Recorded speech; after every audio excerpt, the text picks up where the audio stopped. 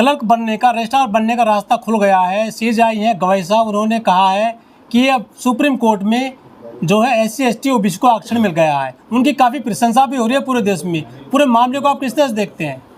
अच्छी बात है, खुशी की बात है। बेरोजगारी के इस दौर में, पिछड़ेपन के इस दौर में कोई तो अच्छी खबर आई। निश्चित तौर पर ये कदम स्वागत योग्य है। तो आपको एंट्री हो गई सुप्रीम कोर्ट में SC ST OBC को?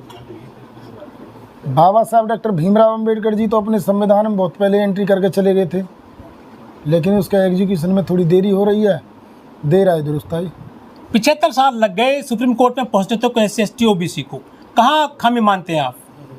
नहीं, अब आप इन पोस्टों की अगर आप बात कर रहे हो तो इससे पहले भी आप देखोगे तो ये दूसरे CGI हैं। हाँ, इससे पहले भी दलित CGI रह चुके हैं, तो ऐसी कंडीशन नहीं है।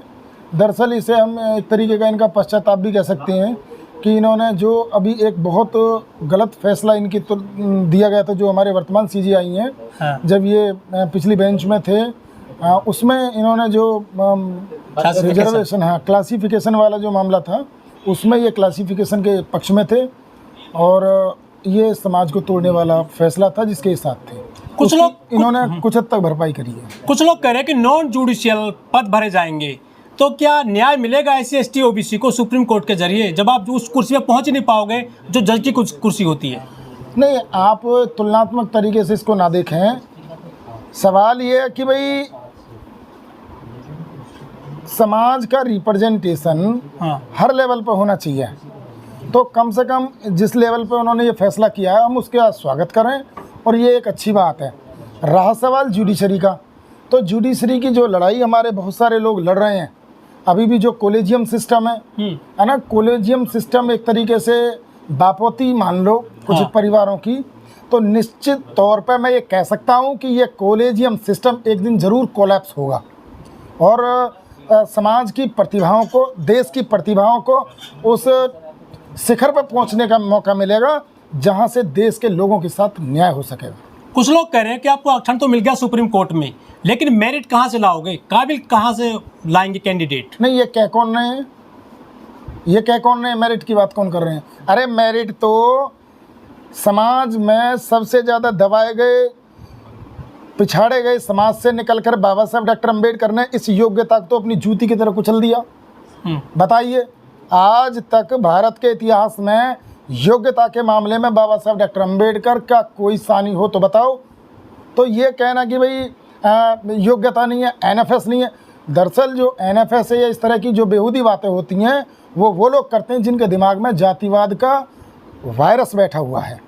बहुत सारे संस्थान है देश में, वहाँ आपकी सीटें नहीं भर पाती हैं, सुप्रीम कोर्ट में कैसे भर पाओगे अपनी सीट आप? आरक्षण तो मिल गया आपको। नहीं, इसके लिए तो मैं ये कहूँगा कि भाई अपनी सरकार बना लो, सारी सीटों को भर लो, सारी कैबिनेट अपनी बना लो। अब आप सरकार मनुस्मृति वालों की बनाओगे और संविधान को लागू कराने की बात करोगे तो बेवकूफ़ी है ना। जिसकी जितनी संख्या भारी उसकी उतनी हिस्सेदारी। इस देश में सबसे ज़्यादा संख्या जिन लोगों की है, जिन वर्गों की है, अनुसूचित जाति और पिछड़ी जाति के लोग, वो कर क्या रहे हैं? क्यों नहीं अपनी सरकार बना लेते भाई? क्यों नहीं केंद्र में प्रधानमंत्री अपना बनाते? जब देश में आपकी सरकार होगी, जब देश के प्रधानमंत्री आपके होंगे, देश की कैबिनेट में आपका बोलबाला होगा, तो क्या कोई यूनिवर्सिटी ऐसी होगी जहां आपका चांसलर नहीं बैठेगा? क्या देश का सुप्रीम कोर्ट का जो चीफ जस्टिस है, क्या वो बिना आपके इशारे के बन जाएगा? मैं समझता हूँ नहीं। तो हमारा जो फेलियर है वो सामाजिक लेवल पे भी है, राजनीतिक लेवल पे भी है, और इस फेलियर के कारण हम हर लेवल पर फेल होते चले जा रहे हैं। अभी तक के इतिहास में 2 बार SC कैटेगरी से 2 CGI बन चुके हैं, बालाकृष्ण जी और ये गवाही साहब, लेकिन OBC समुदाय से अभी तक एक भी CGI नहीं बना है। इसके पीछे कहाँ दिक्कत मानते हैं आप? देखिए, OBC भी बनेगा, OBC भी बनेंगे। OBC वर्गों को अभी मनुवादी गुलामी से निकाले जाने की ज़रूरत है। हमारा OBC समाज अभी अपने पेट की लड़ाई लड़ने में लगा हुआ है, मान सम्मान की लड़ाई लड़ने में नहीं लगा। देश की संस्थाओं के उच्च लेवल पर पहुंचने की लड़ाई भी उसने अभी नहीं लड़ी है। लड़ाई लड़ने में यदि मैं बात करूं तो अनुसूचित जाति के लोगों ने इस मनुवाद से लड़ने का जो बीड़ा उठाया, लेकिन आज इसमें पिछड़े समूहों से काफ़ी मात्रा में सपोर्ट इनको मिल रही है और निश्चित तौर पर संविधान के लिए आज पिछड़ी जाति के लोग लड़ने लगे हैं, पढ़ने लगे हैं, तो एक दिन आगे भी बढ़ने लगेंगे और उन पदों पर पहुंचेंगे जिसकी आप बात कर रहे हो। मोदी जी खुद पिछड़ी जाति से तो आते हैं। नहीं, मोदी जी पिछड़ी जाति से नहीं आते हैं। दरअसल मोदी जी ने अपनी जाति को पिछड़ी जाति लिखवाया है। जाति बदल भी देते भारत में। हाँ बिल्कुल, निश्चित तौर पर जाति बदली नहीं जाती। बाबा साहब डॉक्टर अंबेडकर जी ने जातियों का वर्गीकरण किया। हाँ। जातियों की सूची बनाई, SC, ST, OBC। तो मोदी ने अपनी जाति को, जो कि सवर्ण जातियों में गिनी जाती है, उसको अपने राज्य में उसे OBC की लिस्ट में शामिल करा के उसके केंद्र से उसको अनुमोदन करा लिया। तो वो हो गए OBC। तो ये तो बाद में बने हुए मुल्ला हैं। कौन? मोदी। तो कुछ शंकराचार्य ठीक कहते हैं कि संविधान ने जातियों में बांटा है लोगों को। नहीं, कौन से शंकराचार्य की बात कर रहे हो? सदानंद है जो। नहीं, किस शंकराचार्य की बात कर रहे हो? जिस देश के अंदर जितने शंकराचार्य आए वो धूल उड़ाते हुए चले गए। उन्होंने समाज का बुरा करने के अलावा कोई एक भला काम करा हो किसी भी शंकराचार्य ने तो बताने का काम करें। अरे इन्हीं संत शंकराचार्यों के रहते हुए इस देश के अनुसूचित जाति के लोग कुओं पे पानी नहीं पी पाए। भला हो बाबा साहब डॉक्टर भीमराव अंबेडकर जी का, जो उनके प्रयासों से पैदा हुई ऊर्जा के थ्रू आज देश के CGI की सीट पर उस समाज का व्यक्ति विराजमान है जिसे संत शंकराचार्यों के चेले पानी नहीं पीने देते थे। वो कह रहे हैं कि संविधान ने 2 भागों में बांट दिया है समाज को, आरक्षित और गैर आरक्षित। दरअसल ये उनकी अपनी पीड़ा है, ये उनका अपना दर्द है।